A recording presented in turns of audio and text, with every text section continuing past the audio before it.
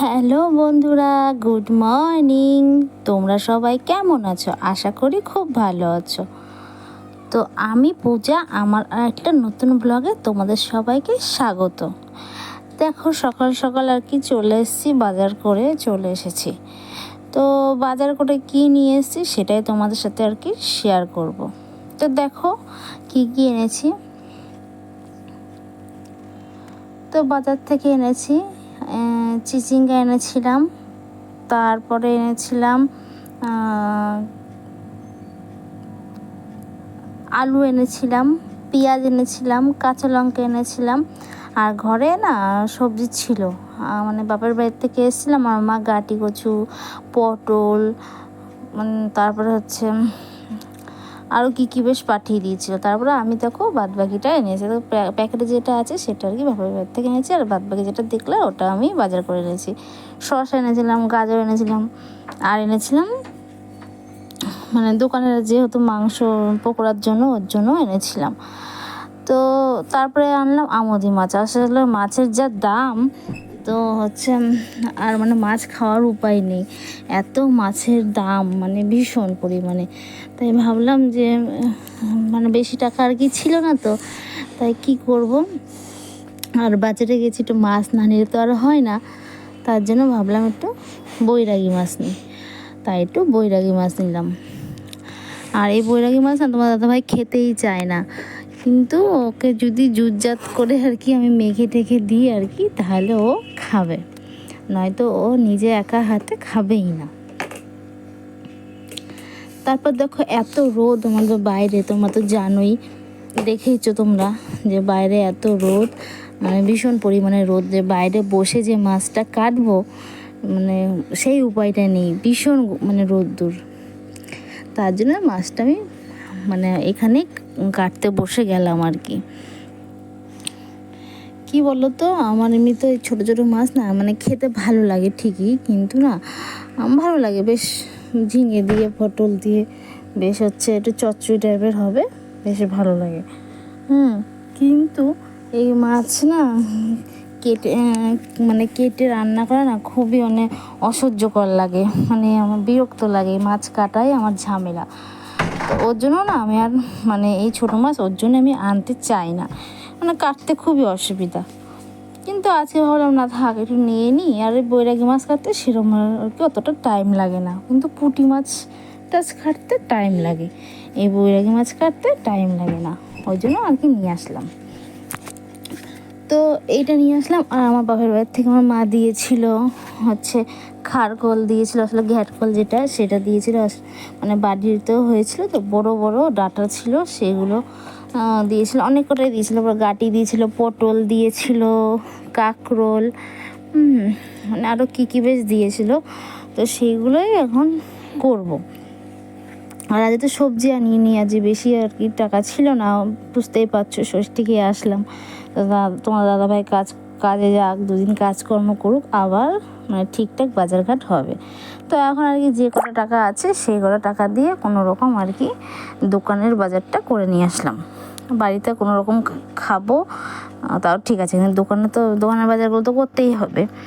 তো আমি চিচিঙ্গা এনেছিলাম, আমার না চিচিঙ্গা ভাজা খুবই ভালো লাগে, কিন্তু আজকে না চিচিঙ্গা এনেছি না, চিচিঙ্গাগুলো একদম ভালো না, বুড়ো বুড়ো টাইপের। তো দেখো আলু, পটল, পেঁয়াজ, লঙ্কা দিয়ে আমি করব, মাছটা করব। আর এদিকে ঘ্যাটকলটা দেখো ভেজে নিয়েছি, রসুন লঙ্কা দিয়ে ভেজে নিয়েছি, আর এই দেখো ওইটা দিয়ে আমি মাছটা করব। আর এদিকে চিচিঙ্গা ভাজাটা বসিয়ে দিয়েছি। কি বলো তো হচ্ছে তারপরে হচ্ছে মানে এতটাই গরম না, তারপরে একটু বাটা মাটা খেতে হয়। আর তোমার দাদা ভাইকে যদি এরকম বাটা করে দিই তাহলে তো খুবই ভালোবাসে। তারপর দেখো এখন রান্না হয়ে গেছে। তো ওই দেখো ঘ্যাটকলের বাটা আর চিচিঙ্গা ভাজা আর পটল দিয়ে আলু দিয়ে মাছ করেছি, শুধু গামাখা ঝোল আর কি। ঝোল বললে চলে না, ওটাকে শুকনোই আর কি বললে চলে। তো দেখো আমার তো দিকে কাজকর্ম হয়ে গেল, তো গ্যাস মোছাও আর কি হয়ে গেছে। মানে রান্না বান্না করার পর ওটাই তো আমার মানে রেগুলার একদম বাধা ধরা কাজ। রেগুলার তো আর উনুনটা বার করি না, ধুই না আর কি, গ্যাসটা মুছে নিই, একদিন পর উনুনটা আর কি বার করি। তারপর দেখো আমি এদিকে ঘরটা আর কি মুছে নেবো। কি বলতো, মানে গরমের মধ্যে ইচ্ছেই করে না যে কোনো কাজকর্ম করি। শুধু মনে হয় কি সারাদিন শুধু শুয়ে বসে থাকি, কিন্তু আমার তো আর শুয়ে বসে থাকলে হবে না। আমি তো হাতের কাজ করি, সেলাই মেশিন করি, তোমরা সবাই জানো। তো আজকে একটু তাড়াতাড়ি রান্নাটা বসিয়ে দিয়েছিলাম, ওই জন্য তাড়াতাড়ি রান্না হয়ে গেছিলো। 12:30টার মধ্যে রান্না হয়ে গেছিলো, কিন্তু ভাতটা না আমি পরেই বসাই, কারণ আমরা অনেক রাত্রে ভাত খাই, তো ওই জন্য ভাতটা পরেই বসাই। তো দেখো আমার না ওই ঘরটা মোছা হয়ে গেছে, ঘরটা মুছে আর আমি বাইরে চলে আসবো। তারপরে তো আমার ছেলে হচ্ছে, ওকে মানে স্নান টান করাতে হবে আর কি, অনেক কাজকর্ম। আর এই দুপুরবেলার টাইমটা না মানে আমাদের বাইরে কাজ করতে খুবই কষ্ট, মানে এতটাই কষ্ট, মানে বাইরের কথা ভাবলে মনে হয় কি যে কাজ করবো না মানে একটুও ছাওয়া নেই আর কি, পুরো রোদ। আসলে গাছপালা নেই তো, ভীষণ রোদ। আর দেখো, দেখতেই পাচ্ছ তোমরা যে মানে এত বীভৎস গরম পড়েছে। মানে আমাদের ঘরে মানে মনে হচ্ছে সব থেকে বেশি গরম, মানে ঘরে ঢুকলেই মানে দমটা আটকে যাচ্ছে। রাতে তো একটু ঘুম হচ্ছে না, এতটাই কষ্ট, ভীষণ কষ্ট হবে। মানে সারা রাত শুধু একটু একটু পর পর উঠে উঠে জল খায়, বাথরুমে যাই, এই করি, মানে ঘুম না আসলে যা হয় আর কি। তারপর দেখো আমি চলে এসেছি স্নান টান করে ভাত খেতে। আর জানো তো গলায় না আমার ভীষণ পরিমাণে ঘামাচি হয়েছে, আমার ছেলে তোমার দাদাভাইয়ের। তো পাউডারটা দিলে না মানে কদিন পর দেখি ঘামাচিটা মরে যায় আর কি। ওই জন্য স্নান করার পরে আর কি মানে বেশি করে গলায় পাউডারটা দিই, আর শোয়ার সময় পাউডারটা দিই, তাহলে ঘামাচিটা মরে যায়। মরেও গেছে অনেকটা, কিন্তু সেই দাগগুলো রয়ে গেছে। জানো তো কোনো দিন আমার বিয়ের আগে ঘামাচি অবধি হয়নি, আর কোনো দিন ঘামিও নি, কিন্তু এখন দেখো বিয়ের পরে কত কিছু হয়, তাই না? তো এখন ঘেমে স্নান হয়ে যায় আর ঘামাচি ভর্তি হয়ে যায়। মানে এই বছরই আর কি হলো এরকম পরিমাণে ঘামাচি, কোনোবার এরকম হয় না, এই বছরই হলো। তো দেখো আমি হচ্ছে ছেলেকে তো খাইয়ে নিয়েছি না, আজকে ওর ঠাম্মি বাড়িতে ছিল, তো ওর ঠাম্মি খাইয়ে দিয়েছিল, ওই জন্য আর কি কাজগুলো তাড়াতাড়ি হয়ে গেছে আমার। আর আমি এদিকে খেতে বসেছি। আসলে কী বলতো, তো আমার না একা না খেতে না একদম ভালো লাগে না, সবাই মিলেমিশে একসাথে খাবো, তার মজাই একটা আলাদা। তারপরে দেখো আমি চলে আসলাম আজকে, মানে সবে মাত্র কালকে এসেছি বাপের বাড়ির থেকে ষষ্ঠী খেয়েতে। তারপর যত জামা কাপড় আছে বুঝতেই পারছো, কোথাও এক জায়গা থেকে আসলে পরে জামা কাপড় অনেক পরিমাণে হয়। তো আমার মানে সেই তুলনায় আরও বেশি জামা কাপড়ই হয়েছে। দেখো তোমার দেখাচ্ছে অনেক অনেক। তো যেইগুলো ধরো নতুন আর কি, সেগুলো তুলে আলমারির মধ্যে ভরে রাখবো, আর বাদ বাকিগুলো আর কি আলনায়, যেগুলো আর কি পরে সেগুলো আলনায় ভাঁজ করে রাখবো। তো এত পরিমাণে জামা কাপড় হয়েছে, মানে ভীষণ কষ্ট হয়েছে আজকে, মানে রোদের মধ্যে। আর কি বলতো, আমার যেদিনকে একটু বেশি জামা কাপড় হয় এর দুবার করে কেচেছি। সকালবেলা ঘুম থেকে উঠে এক চোট কেচেছি, আবার স্নান করার আগে আগে এক চোট কেচেছি। কারণ বিছনা চাদর মধ্যে সকালবেলা তো আমার ছেলে তোমার দাদাভাই তো ওঠেনি অত সকালবেলায়, তার জন্য ওদেরকে তুলিনি। তারপর ওরা একটু বেলায় উঠেছে, তারপরে আমি মানে বিছনা চাদর মাদর সব তুলে তারপর কেচেছি, কারণ ওদেরকে তুলে তো আর কাচতে পারবো না না। তারপর দেখো আমি বিছনা চাদরটা ভাঁজ করে নিচ্ছি।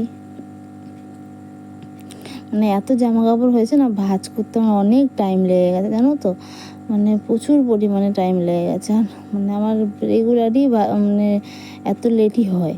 তো দেখো তারপরে আমার জামা কাপড় হয়ে গেছে, ভাঁজ করা হয়ে গেছে।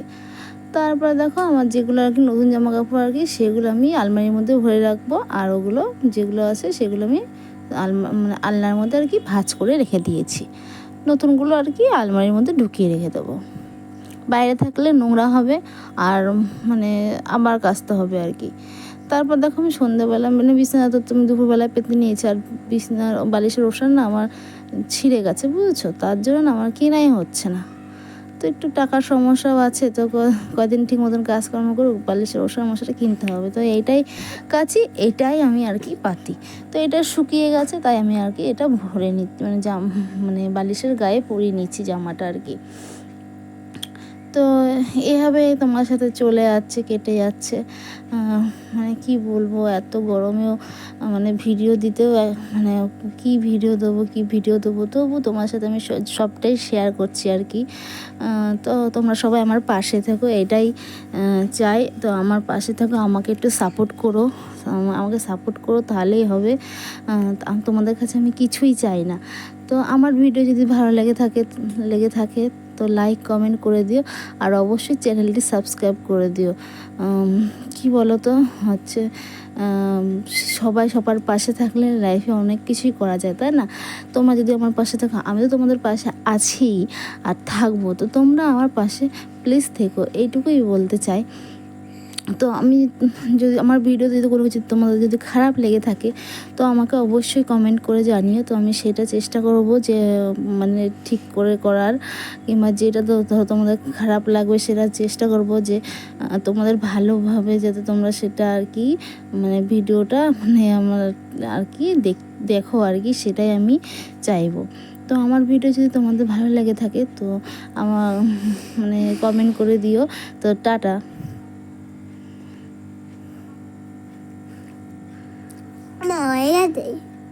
তারপর দেখো একটু তোমাদের সাথে একটু আর কি একটু শেয়ার করে নিলাম, মানে গরম লাগছে তো তাই আর কি তোমাদের সাথে আমি একটু কিছু শেয়ার করে নিলাম। তো কী বলো তো হচ্ছে এত গরমে না দেখো মানে খুব গরম লেগে গেছে, ওর জন্য তোমাদের দেখাচ্ছে যে এতটাই গরম, মানে কাজকর্ম সেরে উঠে ভীষণ পরিমাণে গরম লেগে গেছে। তো আজকের মতন গুড নাইট, টাটা। আমার